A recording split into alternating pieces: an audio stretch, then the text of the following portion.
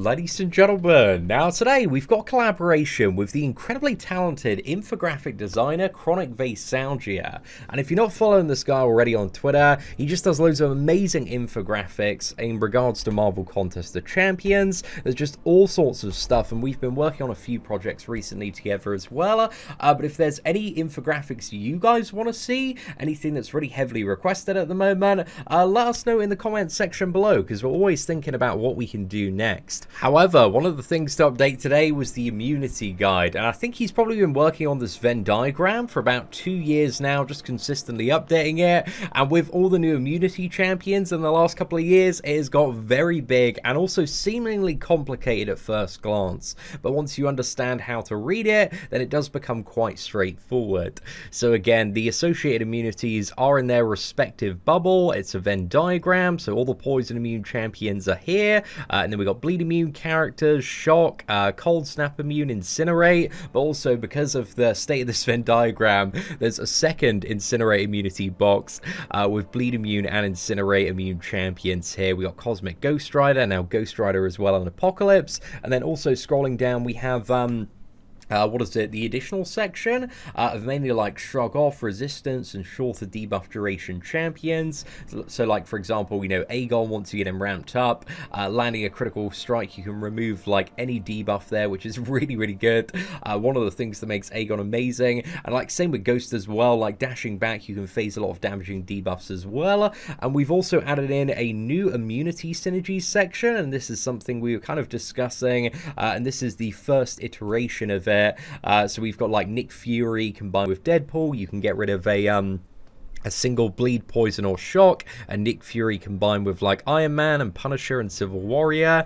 You can get rid of and also gain immunity to Coldsnap and Incinerate for 10 seconds. And also there is the poison resistance synergy with Professor X and X-Men characters, and also the Horseman of Apocalypse pre-fight synergy that allows a mutant character to be fully resistant to bleed damage there. And also an important key to reading this diagram as well is understanding the 3 different colors. So we've got resistance, which is purple, so that is minus a percentage of damage taken from that debuff. We also have yellow, which is shorter debuffs there, so that is minus a duration there, but not the damage taken. And also we have the light blue, which is shrug off chance, so that is the chance to remove a debuff either passively or with a certain action. Again, dealing with debuffs in this game is incredibly complicated when you look at all the different ways that characters can remove, resist, or reduce debuff duration. It really is a little bit crazy. So kind of bringing all this information together, again,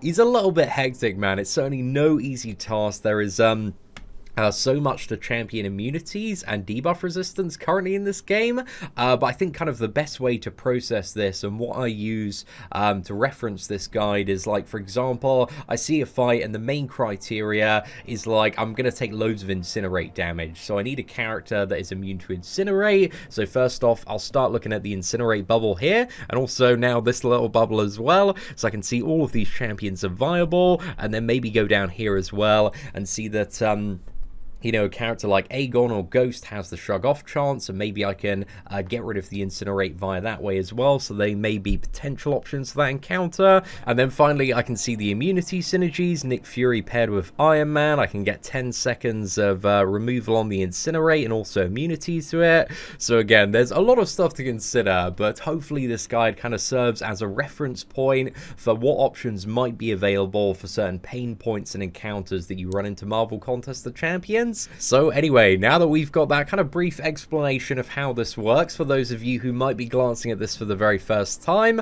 so we've got poison immune champions, and again, there are so many characters that can deal with poison. It's a very common trait of a lot of the cosmic class and also the science class as well. A lot of the Hulks, a lot of the gods and external entities in Marvel Contest of Champions do have full immunity to poison, and a lot of the robots as well kind of overlap in this place where they've got both full immunity to poison and also bleed as well. But you also have some characters sitting in the middle. You've got Red Hulk, who also has, via his awakened ability, a fair amount of resistance to Incinerate on top of that. Mephisto, immune to both Poison and Incinerate. Clairvoyant, Poison, Incinerate, and also Bleed as well, depending on her stance.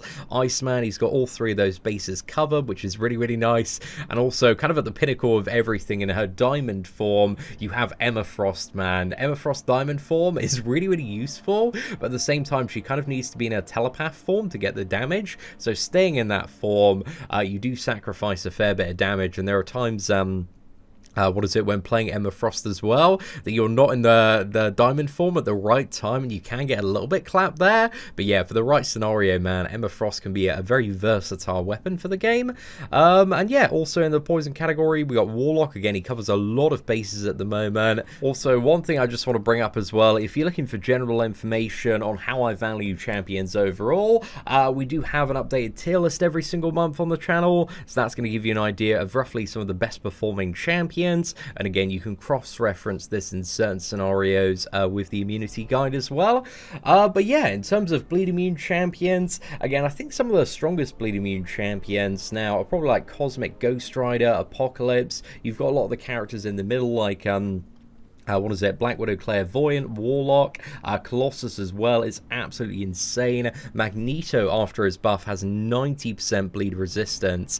Same with Omega Red. So both of these characters work incredibly well with the Suicide Masteries, and also Willpower as well. They mainly heal from bleeds, which is really, really nice. And also Thing, in the right scenario, man, if you got team synergies, can be immune to bleed and also hit like a friggin' truck as well, which is really, really good. And then moving on to, I would say, Shock. I think Shock immunity is something that we're seeing a lot more commonly now in champions over the last year and a bit, because Shock immunity used to be so incredibly rare alongside the release of Act 6. I remember there were Shock Paths, but there were very few characters that could actually handle it. But now with his buff, like Magneto is probably one of the best Shock champions. Again, you take 90% less damage. Doctor Doom as well is probably one of the best Shock immune champions. Silver Surfer isn't immune to Shock, but he does take minus 100% damage from Shock, Incinerate, and also Coldsnap. So for kind of these new wave immunity scenarios, Silver Surfer has been really, really good for all sorts of stuff that has appeared in like monthly events, challenges, and also various points of Act 6 100% as well. And I think moving forward in Act 7, man, he's going to have some really, really great uses there. So yeah, he's pretty damn spicy. And then we've got the Coldsnap Immune Champions. So these are also, this bubble could be classified as like Iceman counters, Vision Arcus counters as well, because you have full immunity to all of the fun and interactive damage there. So you've got Sabretooth, Sasquatch, Human Torch, Silver Surfer, Storm Pyramid X. Again, quite good for both Shock and Coldsnap scenarios, but you do need to make sure you are in the right stance with her to get the right immunity, depending on what you're trying to counter there. Also, Colossus, again, is so good after his buff, because he's just got all sorts of immunities to deal with like loads of different stuff in the game. Mephisto actually does fall into this category as well, where he doesn't take any damage from Coldsnap. So yeah, technically thinking about it, Mephisto is a triple immunity champion. You've got immunity to Incinerate, Coldsnap, and also Poison. So yeah, he's got a little bit of spice on the utility there as well. And again, Warlock, you've got immunity to the Bleed, Poison, and also Coldsnap damage. Then we've got the Incinerate immune category, and I think Void, Sunspot, Havoc, Human Torch, Colossus, Silver Surfer, and Clairvoyant, maybe Red Hulk and Iceman as well, are probably some of my favorite Incinerate immune champions. Vulture, I don't think is actually immune to Mephisto's Incinerate aura, but he is immune or consumes the Incinerate debuffs applied to him. So yeah, he's a little bit of a weird one there. Annihilus as well, and Red Goblin, two kind of newer Incinerate immune champions that can be useful for the right scenario. Kind of similar story with Night Thrasher as well there, and also Mephisto and Emma Frost can have their various uses. But overall, like, all these champions are pretty damn strong for the most part. And then moving down, again, we've kind of got their, like, shrug off, resistant, short duration section. So Aegon, once you get this man ramped up, like, your crits are removing debuffs on him, and it's just crazy for bigger scenarios, like the Abyss and Labyrinth of Legends. Also, Agent Venom has a 70% chance to shrug off debuffs, so he's pretty reliable, but not quite 100% reliable, but he still does suffer from the problem that that man has like almost no damage output. So yeah, he's still a little bit of a noodle. His damage really hasn't aged well, at least in my opinion. And then we've got Blade. Blade actually in the right scenario can be really good for dealing with debuff nodes, because he can get debuff duration up to 95% shorter based on his power. So if you have a way just to kind of like parry and stand next to the opponent and get your power up via them bleeding, then yeah, this can be really, really good. But again, it is like a little bit, fiddly to play around with, and can be a bit impractical in some scenarios there, but sometimes this is really, really good. Then we got Captain America Infinity War, who via his awakened ability, and if you got him SIG 100 and a skill character on the team, can I think remove any debuff at the cost of a kinetic charge there, which is really nice for certain scenarios. Also Captain Marvel, once she reaches binary ignition, gets rid of all of the damaging debuffs, which is really good. Crossbones shrugs off debuffs, has a bit of a chance to do there. It's not that high unless you get a lot of fury stacked, and then it becomes higher and higher, but again, this isn't super reliable, but sometimes it can be very, very clutch. Then we got Elsa Bloodstone, who can shrug off like non-damaging debuffs, but I think as long as she's got a non-damaging debuff on her, she keeps on shrugging off debuffs as well. So yeah, I think this can be used in combination with certain nodes and scenarios to make her shrug off all debuffs there. Again, Emma Frost is on the list there. As soon as you enter diamond form, you do shrug off any debuffs that you might have had. Ghost phasing backwards, you shrug off any damaging debuffs. So yeah, this is just insane, man, especially considering you convert it into like a 50% fury. So for any node where you're getting like loads of debuffs, Caltrops as well, she's really, really good for. There's just crazy damage, and also like perfect counter for that. Also Groot has 55% shorter debuff duration. Hitmonkey in one of his stances shrugs off a single debuff there. Gladiator Hulk has resistance to certain fun interactive damaging effects, like for example Dormammu's degeneration, Mojo's degeneration, Magic's limbo, and also Mephisto's fun and interactive Aura of Incineration. Invisible Woman via her shield has 90% resistance to any damage while she has that active. But again, it's not going to last forever, but she can mitigate suicide masteries quite nicely.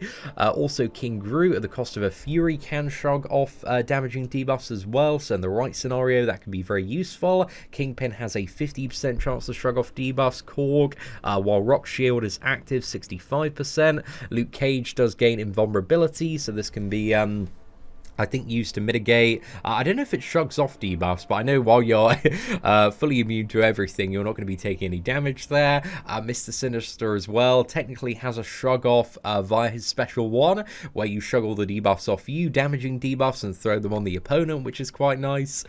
Mole Man, while he's not in his frenzy, can shrug off debuffs after a certain second interval, but then once he enters his frenzy, he doesn't have this, so that becomes a bit of a problem while he's in frenzy. Doesn't make him like amazing for a lot of stuff, but some nodes he can work for. Namor, you can be fully immune to any damage you're taking while hitting into the opponent if you have him awakened, and be dealing all of that damage back to the opponents. That's really nice there. Also Nick Fury, once you've got over 10 charges, using a heavy attack or knocking the opponent down gets rid of all debuffs on him, which is really, really good.